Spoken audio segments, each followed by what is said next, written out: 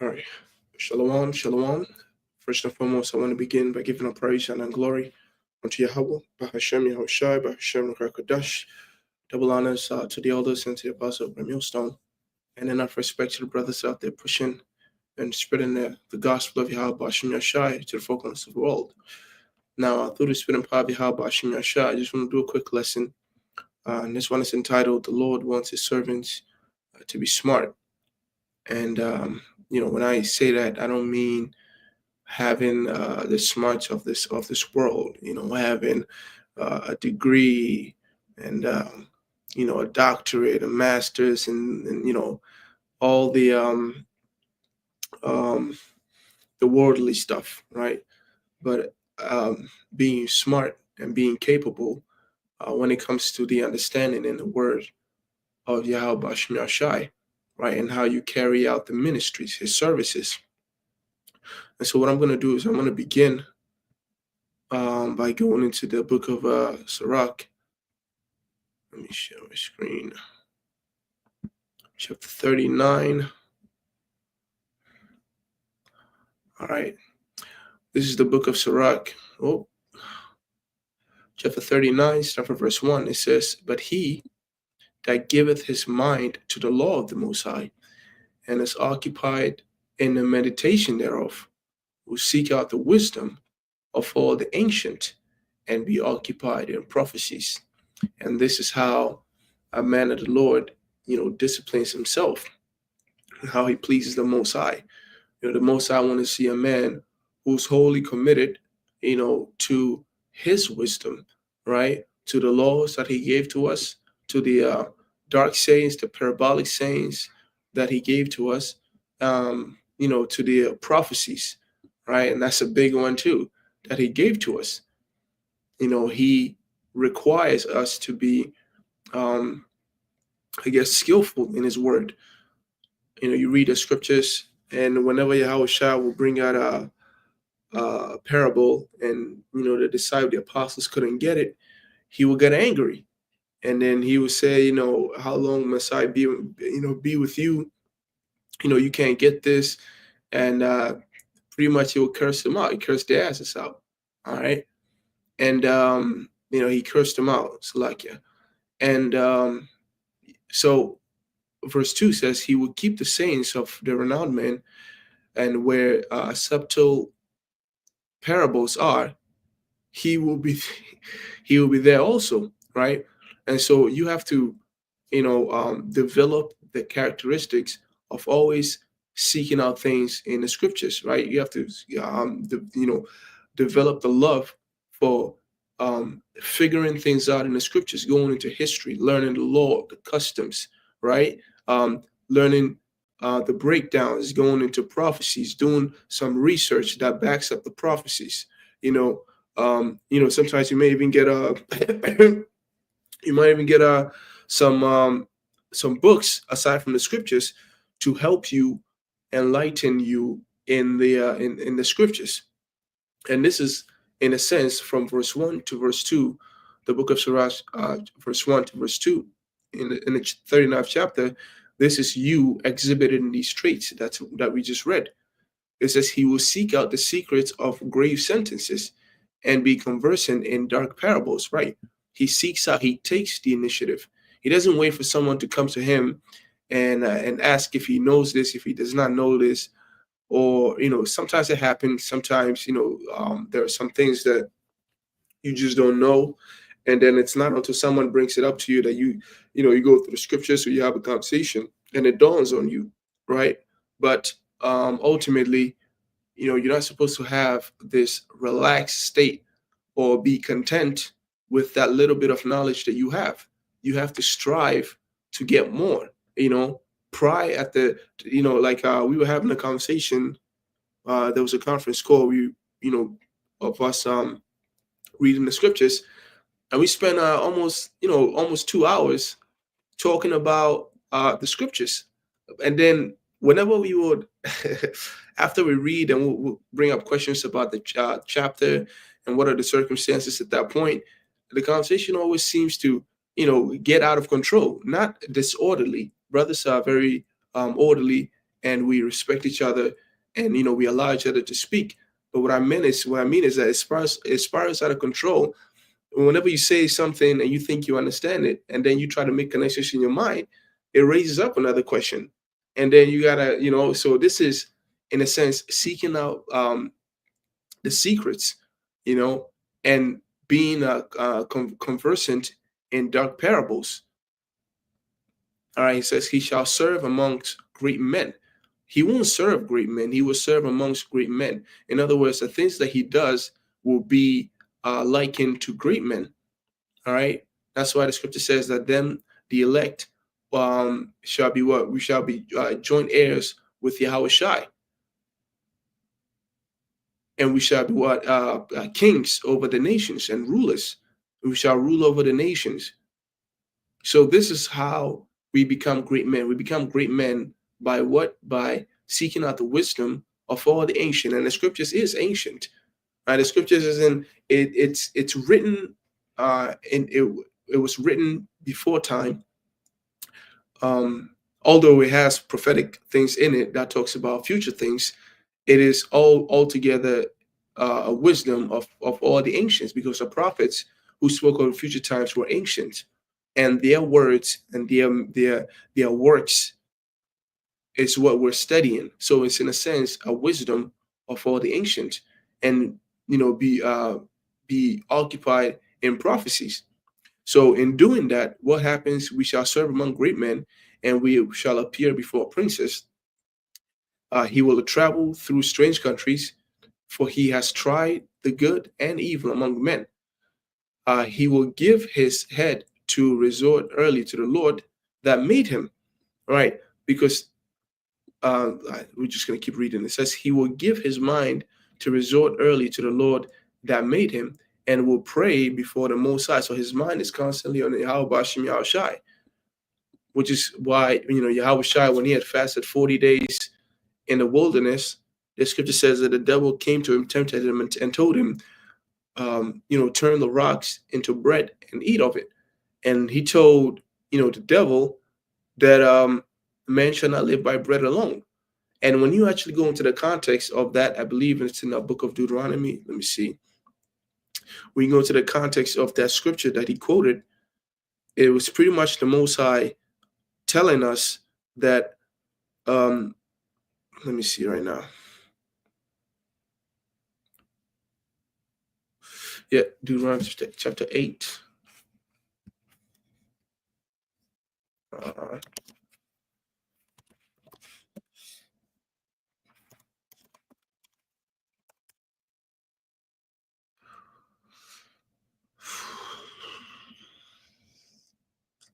Right, let's start from verse 1. Deuteronomy chapter 8, starting from verse 1. It says, all the commandments which I have commanded thee this day shall ye observe to do, that ye may live and multiply, and go in and possess the land which the Lord Yahweh sware unto your fathers. And thou shalt remember all the way which the Lord Yahweh thy God led thee these 40 years in the wilderness. And how are we going to keep these things in remembrance? How are we going to keep the deliverance and the laws? By going into the scriptures, by striving to be an intelligent man in the spirit. Thy God led thee these 40 years into the wilderness to humble thee and to prove thee. So we were humbled, and it was to the intent that he would prove us, to know what was in our heart, whether thou wouldest keep his commandment or no. And he humbled us and suffered us to hunger. Right, let me read it verbatim. So like it says, and he humbled thee and suffered thee to hunger, and fed thee with manna. So the Most High purposely made life very, very difficult for us, because he wanted one thing to stick in our mind. There's something that really a lot of these nations don't really they don't give much thought to. They think that life is as they see it. They are very materialistic. But for the sons of God, for people who the Lord wishes to be smart, he has to what? He wanted to ingrain an important lesson in us. And what the lesson was, it says, he humbled thee and suffered thee to hunger, and fed thee with manna, which thou knowest not, neither did thy fathers know, that he might make thee know that man doth not live by bread only, but by every word that proceedeth out of the mouth of the Lord Yahweh doth man live. So whatever you seek to achieve in life, whatever you think you need to sustain yourself and progress in so many, in so many um, so many words. Whatever you think you need in life, you don't get it, or even if you do, you don't get to enjoy it for a very long time, until you you reverence Yahweh Hashem. You do your job as a man, you fear Him, and you follow His commandment, because food won't keep you from Him killing you. Even though you need food to survive, it won't keep Him from killing you, because the few verses that we say He starved us so we may learn this lesson. We could have gone out there and try to hunt, but the Lord said, nah, He made sure that there was nothing out there for us so we can learn that valuable lesson. So when we jump back to the book of, so when Yahushua quoted that scripture, that was it. So when he was in the wilderness for 40 days, 40 nights, that was the point that He was trying to make onto the, in response to Him being tempted. And that it's far more important for Him to accomplish His work. This fasting is so important, so much more important than me eating right now. Because if I don't do what pleases the Most High, then none of this will matter. Me eating bread won't matter. If the Most High is pissed off, nothing anyone has worked for will exist. Okay, so it says, verse 5 says, He will give His heart to resort early to the Lord that made him. So the first and foremost, the very first thing you do is keep your heart to the Lord. And He will pray before the Most High and will open his mouth in prayer and make supplications for his sins. Because the one thing you don't want to do is have the Most High be displeasing you. You catch the slightest whiff of the spirit of the spirit of Yahweh Shai telling you something, you got to take heed to it immediately, because you don't want your transgressions to build up and accumulate to the point where the Most High said, this man is exceedingly polluted. Let me cast him out of my presence. Verse 6, it says, when the great God will, He shall be filled with the spirit of understanding. And it is through the will of Yahweh Shai that we have known the spirit of understanding, that we are acquainted with the spirit of understanding, that the Spirit is upon us, which is why we understand this truth. Which is why this truth, regardless of how many people have heard this word, only a few out of the entire population of the world has heard of this truth. It is the will of the Most High, because what? Because, for those who are sincere, we have attuned ourselves, or we have made it our goal to be smart for the sake of Yahweh Shai, to receive wisdom, knowledge, and understanding in how to do the ministry, the works for the glory of Yahweh Shai. It says he shall pour out wise sentences and give thanks unto the Lord in his prayer. And we do so all the time. Sometimes when brothers in the Purim, when we go out and hang out, or even sometimes, brothers go to hang out at any wherever it is that we go, we will start having these conversations, and these people outside, if they happen to hear what we're saying, the things that we're saying doesn't make sense to them at all. Like it doesn't make sense to them. When you say, Jake this, Jake that, they don't get it. You say Babylon this, Babylon that, they don't get it. You tell them but pretty much there's a whole bunch of terms that we throw out that only the wise men of Yahweh Shai know. So it says, he shall pour out wise sentences and give thanks unto the Lord in his prayer. Yeah, and I even remember, when I was in college, I'll write I'll write an essay, and I'll have scriptures in there, and my professor would be like, "Oh my God, yo, this is deep, but he's thinking this is deep in the sense of grammar only, but it's far deeper than that. It's deeper than the English language and the archaic words that are being used, but he doesn't get it. But um, that's it. He said, he shall pour out wise sentences and give thanks unto the Lord in his prayer. He shall direct his counsel and knowledge, and in his secret shall he meditate, right? And this is what's termed as integrity. Integrity is when you do the right thing, even when no one is looking. In secret, you direct what you meditate on the so like I actually looked at wrong. It says he shall direct his counsel and knowledge, and in his secret, right? In his secret, not in secret. In his secret shall he meditate. It says he shall show forth that which he has learned, and shall glory in the law of the covenant of the Lord. And how do we show forth that which we have learned? We go out to the highways and the byways. We're doing videos, proclaiming the name of Yahweh Bashim Yahushai in the midst of all these nations. The Lord has set us up in front of these nations, and we show forth what we have learned. And a lot of these people, these devils out here that are trying to quench this truth, they which they never will. They're trying to quench the truth. They're angry that every time they turn around, there's something that we know that they don't know, and then they got to run and do a scurry and try to figure things out like these Christians do. The time was coming, a while back, these Christians were not even going into the scriptures. They wouldn't, at least even the Old Testament, there were certain things that they didn't even want to touch on because they said, oh, the Old Testament is done away with. Let's go into the New Testament. But now that the Hebrew Israelites are going out there and making, how do I put it this way? Because the truth is dealing with us, we harmonize the Old Testament and the New Testament in the correct doctrine. And now they're doing a whole bunch of they're panicking, and they're trying to find an answer to this, find an answer to that, but none of that is going to work, because what the Most High has set us up to show what we have learned from Him through the Spirit, and we glory in the law of the covenant of the Lord. And the law isn't simply the 5 books of Moses. The Yahushua, when he quoted even the book of Psalms, he called it the law. So the law is simply the scriptures and the covenant that we have with the Lord. All right. So, and we glory in that. That's why we are proud to be Israelites. That's why we don't let we don't let these heathens tell us how the Hebrew is spoken. We don't let these heathens tell us what the name of the Lord is.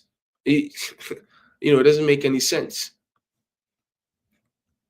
It says, many shall commend his understanding, and so long as the world endureth, it shall not be blotted out.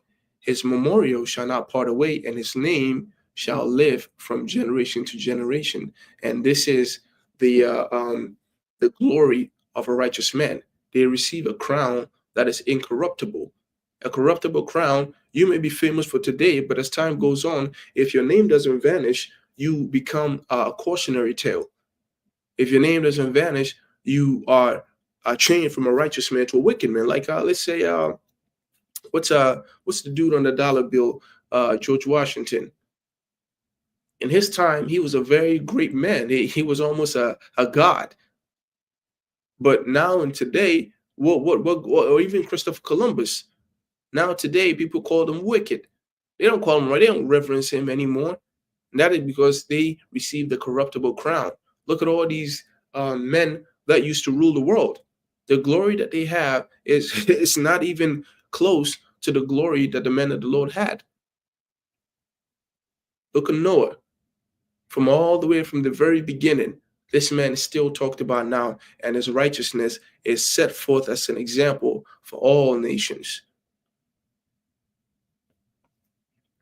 So his memorial shall not depart away, right? And the time has come where there's been many kings, rulers, generals, rich men, scholars, but they all eventually get forgotten. All of them, except the men of the Lord.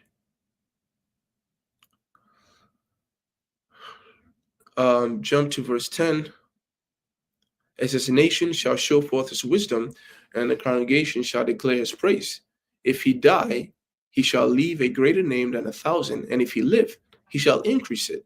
So, even if because of his wisdom, he become a martyr for the name, for the sake of Yahweh Bashim Yashai, like the apostles, their name, it's greater than 1,000. And if they had lived longer than the point in which they died, they would have only been adding onto their fame. And that's what the scripture is talking about in verse 11. It says, yet have I more to say, right, which I have thought upon. So, but he concludes it on that. But at verse 12, he's telling you there's more that he wants to discuss, because the Spirit of the Lord, the wisdom of the Lord is dealing with him, and he's full as the moon, and he wants to continue on the dark sayings. Let me see if there's anything on here that will help us stay on topic. Let's see. Right, let's just continue. It says, hearken unto me, O ye holy children, and bud forth as a rose growing by the brook of the field. So, he's saying like a rose blooming by, I think, a brook, so like a river in the field. And it says, and give a sweet savor as frankincense, and flourish as a lily, send forth a smell, and sing a song of praise. Bless the Lord in all his work. So this is just pretty much saying for us to be eager, all right, and do everything to the best of our abilities to bless the name of the Lord, and sing sing the songs of praise, through the scriptures, through our ministry. Verse 15, it says, magnify his name and show forth his praise with the song of your lips and with harps, and in praising him ye shall see after this manner. All the works of the Lord Yahweh are exceeding good, and whatsoever he commandeth shall be accomplished in due season. And this is why we speak with confidence when we say that Babylon shall be destroyed, because it's written off in the scriptures. This is why we speak in confidence when we say that Russia will be the doom of Babylon, and many nations shall join with Russia, even though things ain't going so well for them over there in a war against Ukraine. They had to pull troops from North Korea, and those men out there ain't been in war. They're not so very skillful in war. They haven't fought for a long time. So they sent their men inexperienced in war, and they've been dying over there. But nevertheless, the scripture says that what the Lord has commanded shall be accomplished in due season. So we are confident in that, no matter what things may seem. Trump is coming out there, and when he got into office, there's been a lot of surge in how do I call it, an investment in Babylon. And no matter how things may look, you may think, oh, Babylon is getting on his feet. He's doing AI, he's doing this, that. He's cutting off wars. He went to the World Economic Forum and convinced them to do this. And he's driving down interest rates. Well, Babylon is still going to be destroyed, because we know through the Spirit and power of Yahweh Bashim Yashai that the Lord has commanded it, and it shall be accomplished when the time is right. And none may say, what is this? Wherefore is that? For at time convenient they shall be sought out. And so a time is coming when all this pushback against the word of the Lord will be would be done away with, but also a lot of things that we don't know in time shall be revealed to us. It says, at his command the waters stood as an heap, and at the words of his mouth the receptacles of water. And we see what the Lord is capable. We see that the word of the Lord is so powerful that it's capable of commanding inanimate objects. All right. So, Yahweh can tell the storm to chill out, to calm, and the storm does exactly that. He what do you call it? What else? What else am I thinking of? I was thinking of another example, but I can't think of that right now. But it's pretty much the power of the word of the Lord. I think the scripture talks about how the Lord commanded the sea and gave it a bounds, and the sea has not crossed that bounds ever since. So I go to the beach, the ocean is exactly where it's at. It doesn't try to even if there's a tsunami, it doesn't overstay its welcome. It doesn't say, let me engulf the whole land and be a greater sea, right? I believe it's talking about that. It talked about that in the book of Second Ezra. Yeah, where everyone has his lot.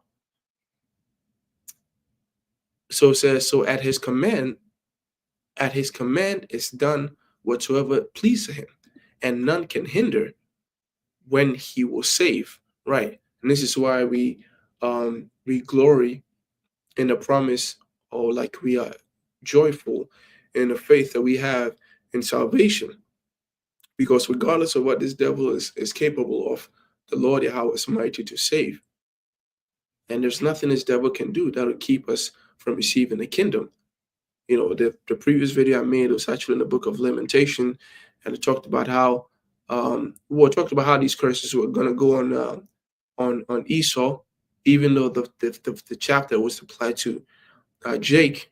But in that chapter, it talked about how the Lord, well, and how we were seeking salvation, and it'll be only a matter of time until the Lord delivers us. It says the works of all flesh are before him, and nothing can be hid from his eyes. Right. So with that being said, let us again strive and change our habits and try to put this truth first and foremost. He seeth from everlasting to everlasting, and there is nothing wonderful before him. Right. So nothing really can surprise Yahweh Shem Yashai, because he knows all there is to know. Even if you read in the book of Genesis, where he says, who told us that I was naked, that ultimately did not surprise him. That's why the scripture says that Yahweh was prepared even from before the foundation of the world. So he sees everything, and he knows what's going to happen, and there's nothing wonderful before him. In other words, nothing surprises him. Right. So let me see if I had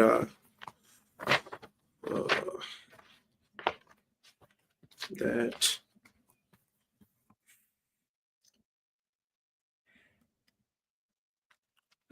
was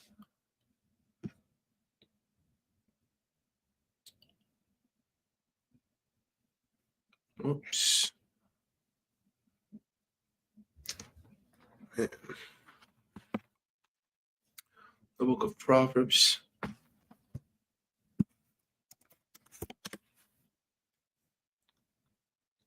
So, with how important wisdom is, this is the book of Proverbs chapter 3, verse 1. It says, my son, forget not my law. So once you have, gone through the works and receiving the wisdom of Yahweh Shem Yashai, you have to retain that knowledge and hold it to the very end. So it says, my son, forget not my law, but let thine heart keep my commandment. For length of days and long life and peace shall they add unto thee. In a sense, immortality. Our righteousness, man. This is the path to immortality. You have this fucking devil out here making machine and trying to merge men into that machine, but that's the wrong way to get immortality. You have these wicked ass elites out there kidnapping people and harvesting their organs and putting those organs in them, thinking that they will live forever. Whatever kind of having some skin cells lotion on their face so they'll never have wrinkles. That's the wrong way to receive immortality. It is physically impossible. It's physically and spiritually impossible, because you can do all this scientific shit, but you can also tap into the spiritual aspect on the left-hand side, and you still won't receive immortality. It says, let not mercy and truth forsake thee. Bind them about thy neck and write them upon the tables of thine heart. So be one with this truth. And so this chapter pretty much emphasizing keeping of this truth. You understand, right, that the Most High delights in a wise man. We understand that what the reward for the wise man is. So now that you've made the journey, endure. All right, this is, I think, the third time that I've had to I've said the same point. So we're just going to read throughout. Proverbs chapter 3, verse 4 says, so shalt thou find favor and good understanding in the sight of God and men. Trust in the Lord Yahweh with all thine heart, and lean not unto thine own understanding. In all your ways acknowledge him, and he shall direct thy path. Be not wise in thine own eyes, and fear the Lord Yahweh, and depart from evil. It shall be health to thy navel and marrow to thy bones. It will sustain you. You know, this is how you live, by the word of the Lord. You know, like a child is fed. You know, when a child is in a mother's belly, you don't really, you gut the mother and throw some food down the child's mouth and have it chew it. But what it goes through the navel. The mother eats, and the Most High has it set up to where your body does whatever it has to do and filters the nutrients and feed that nutrients straight through the child's belly from the navel part.